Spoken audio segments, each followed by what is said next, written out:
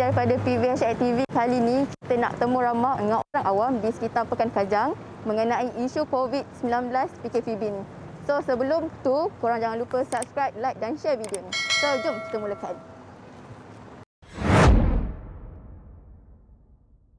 Boleh kenalkan diri awak tak dan beritahu awak daripada mana?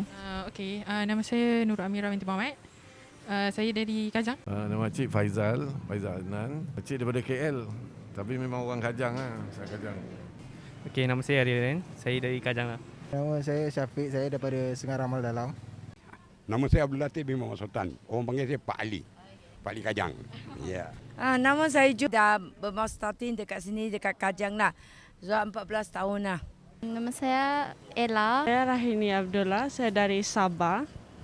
So saya nak tanya soalan yang pertama kepada abang. Apa pandangan abang untuk PKPB kali ni dengan kes yang meningkat setiap hari kan? Tak ikut SOP lah. So bebas je dia orang. Normal je. Tu lah masalah dia. Tak ikut orang. Tak pakai mask, tak pakai sanitizer. Itu masalah dia. Risau juga lah. Macam kadang kita tak tahu siapa yang bawa simptom tu kan. Kadang customer pun, kita nak hantar kat customer pun saya risau takut kita pun bawa dia kan. Tu yang bahaya tu. PKPB tu ialah sebab kita tengok kes meningkat kan. Lepas tu kata dah sampai waktu tu, lepas tu nak kena sambung lagi kan. Bila nak sambung lagi tu kadang sebenarnya yang terjejas ialah macam orang-orang yang biasa-biasa lah. Macam diorang bila diorang bekerja. Contohnya macam saya buat Grab lah kan. So kita punya masa tu limit sampai pukul 12. Tapi kedai banyak tutup pukul 10. Yang sebelum ni sampai pukul 12 kan. Jadi bila sampai pukul 10 tu dia dah habis. Tak ada lagi dah orang. Jadi kita pun terhad sampai situ saja. Rasa risau jugalah sebab jejaskan orang ramai, orang berniaga, teksi pun memang terjejas. Jadi memang kesian lah, memang susah lah. Tapi kita kena, benda dah jadi bukan kat sini aja. Sama lah kita kena bendung kan. Jangan terlalu bebas sangat itu ya. Memang duka cita lah kan. Macam orang yang pendapatan dengan yang tak ada pendapatan, yang ada pendalaman tak juga. Jadi kita tak tahu lah macam mana pulang pada kerjaan kita lah, macam mana nak atasi masalah tu. Belum ni kan, sekali pertama memang tak banyak infection lah. Tapi yang second time ni memang kuat. Banyak orang menganggur tengok. Bisnes pun kurang. Dekat penghentian bas kan banyak orang yang kena. Income pun agak down sikit kalau dari segi delivery. Tapi memandangkan vendor pun masih lagi open. Jadi kita orang pun jalan macam biasa lah. Cuma income rider tu agak down jugalah. Seperti macam orang luar juga. Banyakkan orang yang kena buang kerja masuk delivery. Panda ke, Grab ke, Lalamove ke. Macam tu lah. Bantuan kerajaan berikan abang rasa mencukupi ataupun tidak?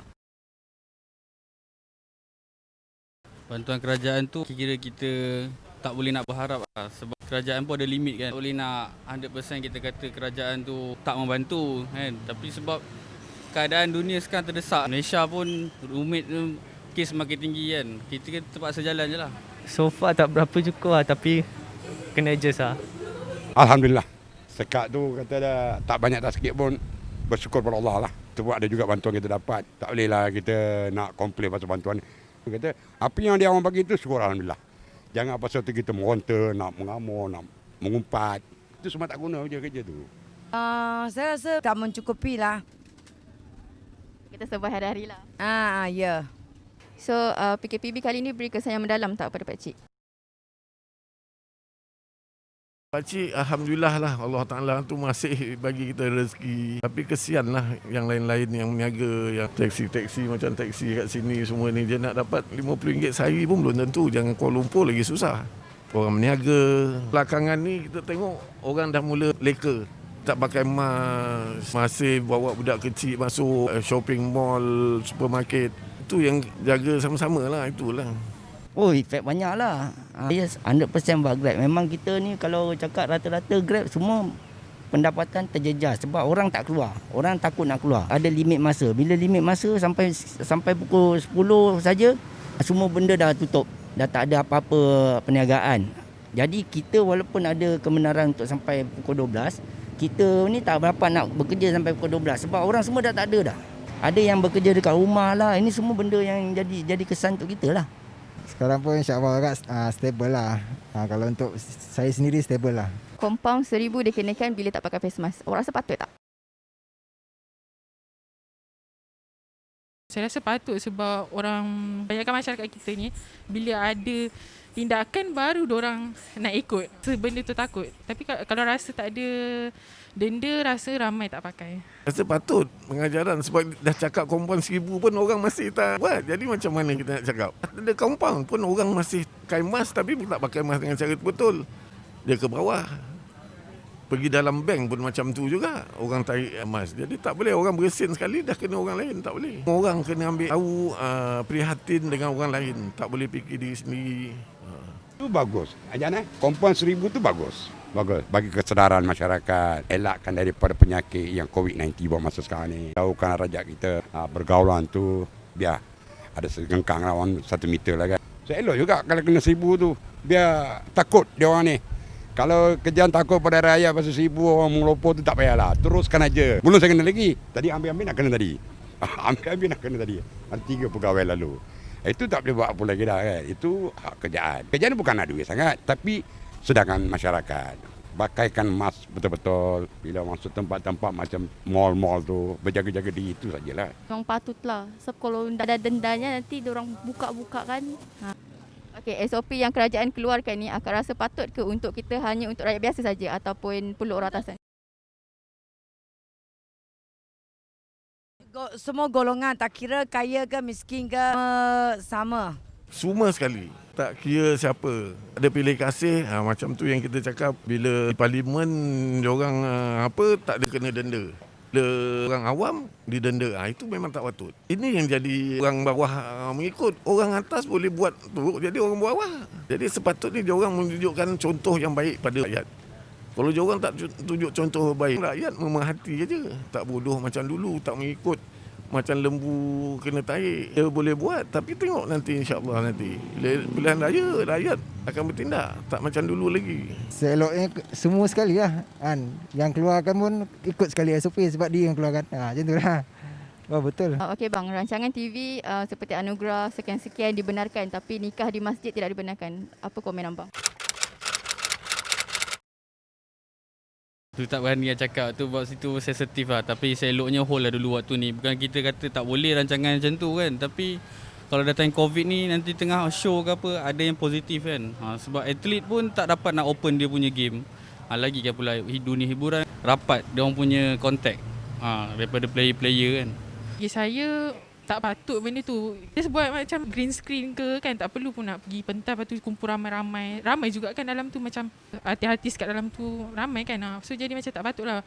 Sebab masjid dengan surau selalu dah tutup. Tempat tu kadang-kadang bukannya orang ramai pun pergi kat tempat tu kan. Kita boleh juga jaga jarak tapi tempat tu tutup. Tapi tempat yang macam tu diorang buka pula. Jadi macam nampak tak adil lah situ. Last soalan pada kami, apa pesanan awak untuk kita sama-sama menangani masalah COVID ni dan juga atasi masalah ekonomi?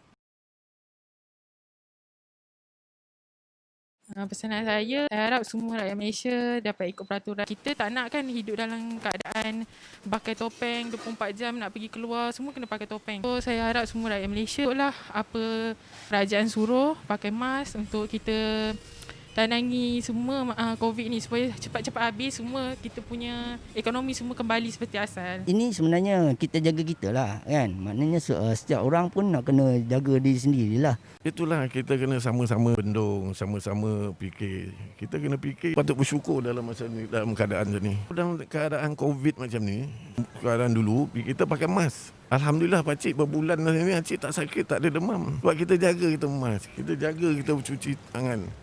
Tapi orang tak nak jaga ni yang bahaya pada kita. Politik pun mesti main peranan lah. Kena jaga, kena ambil ikhtiar kesusahan rakyat.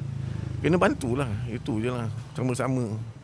Dia kena turun padang, tahu tengok macam mana kedai banyak dah tutup. Tadi Acik pergi jalan tengok Draman, kedai tutup, banyak tutup. Mana-mana pergi kedai-kedai semua tutup. Jadi itu kerajaan kena ambil tahulah, kena fikir macam tu, salah tu. Jaga diri, kena pandai kawal lah kan. Ikut semua SOP semua lah. Kalau kita nak kurang COVID ni, kalau tak ikut SOP ni, takkan kurang lah semua macam ni. Macam mana atasi, duduk rumah, jangan keluar, jangan lepak.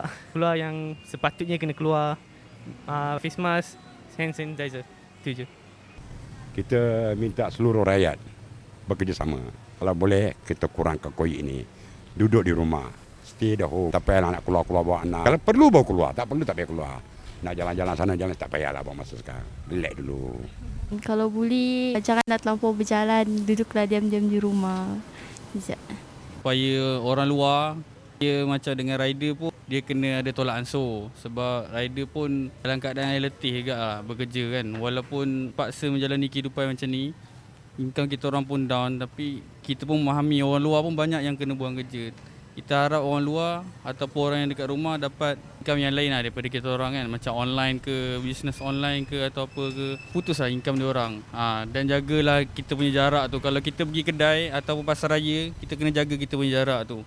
Jangan terlampau rapat dengan rider. Kalau kita pergi mana-mana pun kita kena patuh SOP lah untuk mengelakkan berjangkit-jangkit penyakit tu. Sebab kan satu orang kena, lepas tu dia yang kena, lepas tu bergaul dengan yang lain terus kena kan.